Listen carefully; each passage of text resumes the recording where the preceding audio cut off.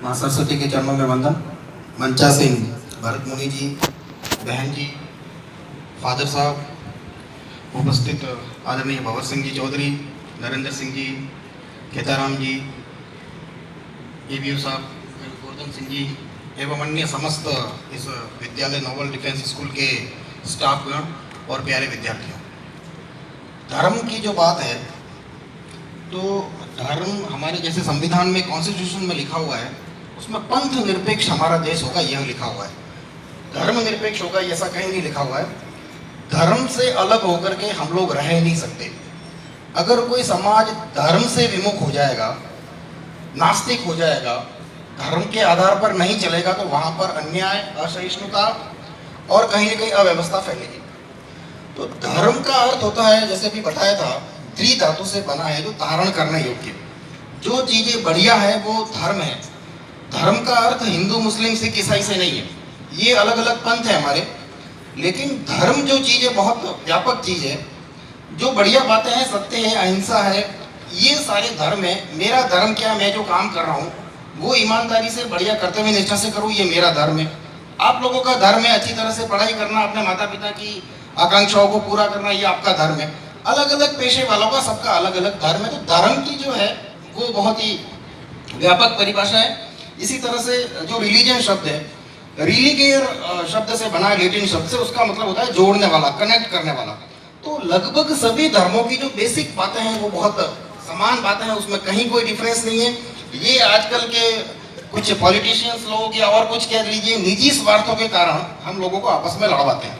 बाकी धर्म में तो आज ही मैं इनसे मिलूंगा वापस, मौलाना जी से बहुत बढ़िया बात बताई। उनके कुरान में लिखा हुआ है कि अपने वतन से प्रेम करो, या जो भी उन्होंने कुछ कहा था वतन के बारे में, जहां आप रहते हैं उसके प्रति भक्ति रखना, यह उनकी उस कुरान में लिखा हुआ। एक बहुत बढ़िया बात नई सुनने को मिली।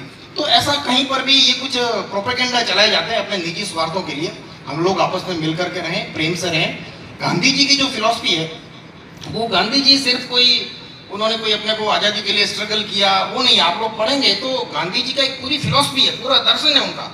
उनके अगर उन दर्शन के आधार पर चले तो कहीं पर भी पूरे विश्व में सुख, शांति और सर्वे भवन्तु सुखिनः की अवधारणा पर हम आगे बढ़ सकते हैं। एक सिद्धांत दिया था गांधी जी ने ट्रस्टीशिप का, उसको अगर अपन विस्तृत रूप से पढ़े तो आज का जो साम्यवाद और पूंजीवाद और इनके बीच में जो विवाद वगैरह होते हैं, उसके बारे में उन्होंने बहुत बढ़िया सिद्धांत दिया था, जिसमें साम्यवाद और पूंजीवाद दोनों अवधारणाओं को मिला करके, दोनों की अच्छी बातों को मिला करके ऐसा कॉन्सेप्ट उन्होंने प्रस्तुत किया था कि उससे आगे बढ़ करके बहुत ज़्यादा सारे लोग सुखी हो सकते हैं। उस ट्रस्टीशिप सिद्धांत में ये था कि इस दुनिया के, इस देश के जो, जिनके पास रिसोर्सेज हैं, जो धनवान लोग हैं, जो संपन्न लोग हैं, वो अपने बढ़िया एफर्ट्स करके आगे बढ़े, संपन्न बने, लेकिन वो जो प्रॉपर्टी अर्जित करे उस प्रॉपर्टी पर अधिकार पूरे समाज का होगा। वो उस प्रॉपर्टी के, उस संपत्ति की जो उन्होंने अर्जित की है, वो उसके ट्रस्टी है, वो उसके गार्जियन है, अधिकार सबका है उस प्रॉपर्टी को संभालना। जैसे बड़े बड़े उद्योगपति आज हो गए, अंबानी, टाटा, बिरला, जो भी है, वो अगर उस गांधी जी के ट्रस्टीशिप बेस पर चले, वो भले ही कंपनियां चलाए। देखो एक कोई साम्यवाद में क्या होगा कि सारी कंपनियों पर सरकार का अधिकार हो जाएगा, तो उसमें जो आगे बढ़ने की महत्वाकांक्षा है वो कम हो जाएगी। ऐसा कुछ हो सकता है कि सारा जैसे सरकारी कंपनी आज लॉस में है वगैरह। तो अगर कहीं ना कहीं पूंजीवाद का भी उसमें लक्षण हो कि व्यक्ति प्रयास करे, आगे बढ़े, संपत्ति अर्जित करे, कंपनी अपनी खड़ी करे, लेकिन किसके लिए, अपनी जितनी जरूरत है उतनी वो ले, और बाकी सारी जो है उसका समाज पर अधिकार है, यानी कि समाज के लिए खर्च करे। इस प्रकार की फिलॉसफी, एक उन्होंने फिलॉसफी दी थी कि किसी भी पेशे की कीमत है, उसका जो महत्व है वो समान होना चाहिए। उन्होंने कहा था एक बाल काटने वाले नाई के काम का जो महत्व है उतना के उतना महत्व जो एक वकील का है, और उन दोनों की फीस भी समान होनी चाहिए। तो अगर इस प्रकार की व्यवस्था होगी तो समाज में कहीं ऊंच नीच नहीं होगी, कहीं मनमुटाव नहीं होगा। आज जो बेरोजगारी वगैरह फैल रही है वो भी कुछ काम करने के लिए, जो शिक्षित लोग हैं वो अपने आप को कोई नीचा काम करने के लिए वो नहीं चाहते कि मैं कुछ ऐसा काम करूं। तो इस प्रकार की कई सारी जो बातें हैं, सत्य, अहिंसा, नॉन स्टीलिंग, अपरिग्रह, बहुत सारी, बहुत व्यापक जो है कुछ कहने की ताकत, उन्होंने हिम्मत कुछ कहने का, क्योंकि वो सही रास्ते पर थे। तो मैं अपनी जवानी में मैंने खूब सिगरेट पी, मैंने शराब पिया, ऐसा स्वीकार करने की ताकत उन्होंने अपने माय एक्सपेरिमेंट विद ट्रूथ में लिखा है। तो वो ताकत जो होनी चाहिए, सत्य कहने की ताकत, ट्रुथ, सत्य का साथ देना, यह जो बहुत बड़ी, देखो एक सामान्य से व्यक्ति, एक हाड़ मास का, जिसके शरीर पर तन नहीं था, उसके लाखों फॉलोअर्स थे, लाखों लोग उनकी बात पर, एक आह्वान पर एकत्रित हो जाते थे, उनके पीछे मरने के लिए तैयार हो जाते थे। तो कुछ न कुछ उस व्यक्तित्व में व्यक्ति के पर्सनैलिटी में कुछ ना कुछ ऐसा होना चाहिए, सिर्फ बोलने से नहीं। व्हाट विल आई डू, मैं क्या करूंगा, मेरे को हमको क्या करना चाहिए, ये भाषण बड़े बड़े होते हैं। ये बताइए कि आपने क्या किया, व्हाट यू हैव डन, आपने अपने समाज के लिए, देश के लिए, अपने पेशे के लिए क्या किया है, ये लिस्ट लोगों को बताइए। तब जाकर के लोग आप पर ब्लाइंड फेथ करेंगे। तो ये गांधी जी के जीवन में था, उन्होंने कर करके दिखाया था। इस प्रकार से जो है त्याग, सेक्रीफाइस, एक सामान्य तपस्वी जीवन जीना, ऐसा उन्होंने कर करके दिखाया था। तब जाकर के देखो, सिर्फ आप इतराते रहें अपने पोस्ट पर, अपने पद पर, तो लोग आपका सम्मान करेंगे, लेकिन वो एक डर के कारण सम्मान करेंगे कि ये व्यक्ति मेरे कहीं काम आ जाएगा, मेरी कहीं हेल्प कर लेगा। एक कोई व्यक्ति आपका सम्मान करता है दिल से, तो ऐसे लोगों के फॉलोअर्स बनते हैं लोग, और ऐसे लोग कहीं ना कहीं लीडरशिप करते हैं और लोगों के काम आते हैं। इस कारण से लाखों लोग इनके अनुयायी थे गांधी जी के। तो कुछ इस कारण से नहीं थे कि वो कोई काम आएंगे या कोई बड़ा आदमी है। देखो, उसका सम्मान किसी सरकारी अधिकारी का सम्मान का पता उसके रिटायरमेंट के बाद लगता है कि उसके वास्तव में अब तो आपका हो सकता है कोई सम्मान कर रहा हो, इसलिए कर रहा हो कि कहीं ना कहीं वो काम आ जाएंगे। तो ऐसे लोगों को दिल जीतना, यह जो हमको गांधी जी से सीखने को मिलता है। मैं मेरी बात करूं, साल भर पहले मैं पाली वीडियो था, किसी कारण से मैं एपीओ हो गया।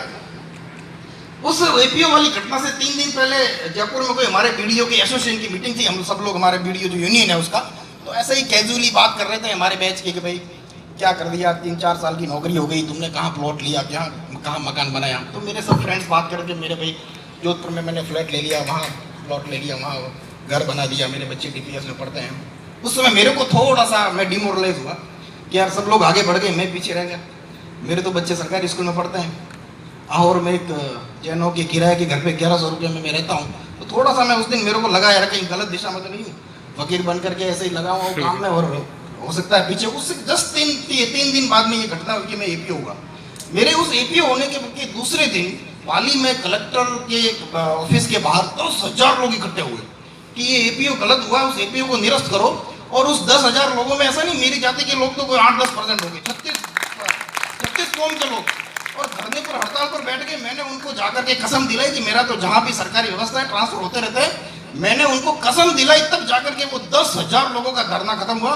उस समय मेरे को लगा यार, आंखों में आंसू आ गए मेरे, कि यह व्यक्ति की कमाई होती है। सिर्फ फ्लैट, बंगला, गाड़ी, यही कुछ नहीं होता। आप परहित में क्या करें। गांधी जी ने कहा था, वैष्णव जन तो तेने कहिए जे पीड़ पराई जानी रही। जिसने दूसरे लोगों की भी पीड़ा जानने की जो कोशिश करे, वो वास्तव में वैष्णव है, वो वास्तव में हिंदू है। उन्होंने और भी बहुत सारी बातें उनकी, कभी और आराम से मिलेंगे तो बात करेंगे। मैं स्पेशली बहुत ज़्यादा स्टडी गांधीयन फिलॉसफी की करता हूँ, और बहुत बड़ी चीज़ आज देखो, यूएन ने उनको स्वीकार किया है, अहिंसा को, नॉन वायलेंस को पूरा विश्व मानता है। तो कहीं ना कहीं उस बात में दम है। हिंसा में, द्वेष में, इस लड़ाइयों में, वायलेंस में अंतिम समाधान नहीं है, उसमें किसी चीज़ का क्षणिक समाधान हो सकता है। लास्ट में अगर पीस चाहिए तो कहीं ना कहीं आप गांधीयन फिलॉसफी पे चलोगे तो न सिर्फ इस देश में बल्कि पूरे विश्व में शांति और समृद्धि फैल सकती है।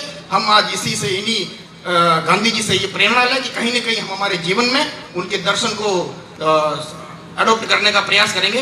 लाल बहादुर शास्त्री जी जो है, जय जवान जय किसान, बहुत ही सादा जीवन, और बहुत ही एक, उनसे भी हम बहुत कुछ सीख सकते हैं। आज के नेता लोग जो उनसे भी कुछ सीखे तो हमारा देश निश्चित रूप से सिर्फ शाइनिंग नहीं, सिर्फ बाहर से दिखाने से नहीं, अंदर से भी आज कितनी बड़ी बड़ी बातें कर ले। आज भी अपने देश की 30% पॉपुलेशन जो है बीपीएल है, बिलो पॉवर्टी लाइन है। इलाज के अभाव में आज भी लोग मरते हैं।